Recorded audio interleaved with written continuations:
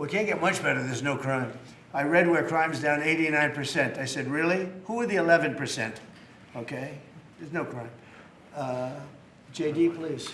Yes, sir. Well, thanks, Mr. President. Thanks to the incredible team here. You know, I want to echo something the President said, where you say there haven't been murders in a couple of weeks in D.C., and it doesn't sound good, but then you talk to local law enforcement, and I didn't realize that this town averaged one murder every other day for the last 20, 30 years, which means that in 2 short weeks, the President and the team have saved 6 or 7 lives, people who would have been killed on the streets of D.C., who are now living, breathing, spending time with their families, because the President had the willpower to say, no more. We're not going to give the streets of D.C. over to vagrants and robbers and murderers. And the last point I want to make, sir, to your point about we want people to welcome us, to ask us, because look at Governor Pritzker in Illinois, or Governor Newsom in Los Angeles, or Governor Moore in Maryland.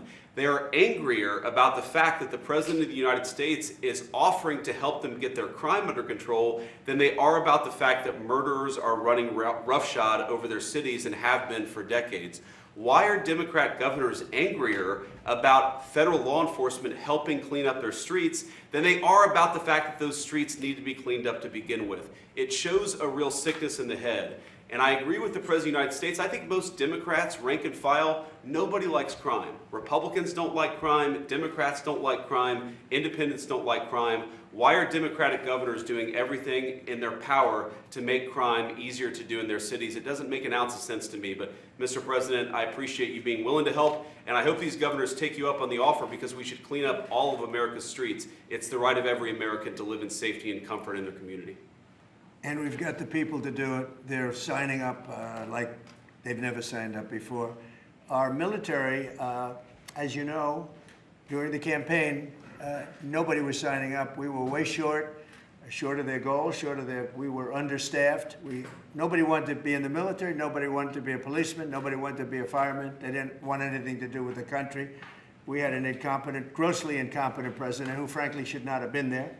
He should have never been there. The damage he did to this country is incalculable. I mean, just what he has done. So much of our effort are getting murderers and jailbirds and people out of this country who are drug dealers at the highest level. So much of the energy of people that he let in, it was an unforced error.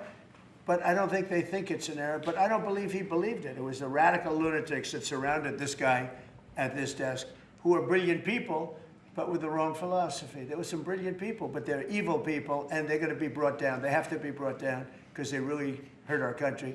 But we're getting it back very quickly. And I'll tell you something, our country's now it's stronger. I think we're more respected than we've been respected in 100 years. It's a whole different ballgame. JD, could I ask you, Yes, sir. You gave a stat on murders here. What were the numbers? You said in a short period of time, how many people were murdered? Local law enforcement told me, sir, that in the past 20 or 30 years, D.C. has averaged a murder every other day. That's, 200 murders a year, 150, 250, but about every other day a person has been killed on the streets of Washington, D.C. We've been doing this for 2 weeks. 0 people killed. That's real lives saved that the media and, frankly, the entire Democratic Party should be saying, thank you for saving lives, instead of attacking the President of the United States for doing so.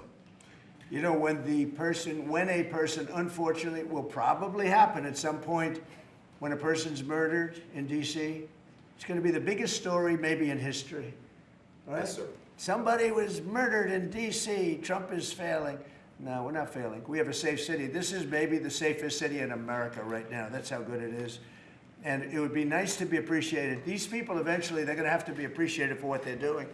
And they're going to have to be appreciated by the officials that are really happy when we go in because they've lost control of their place.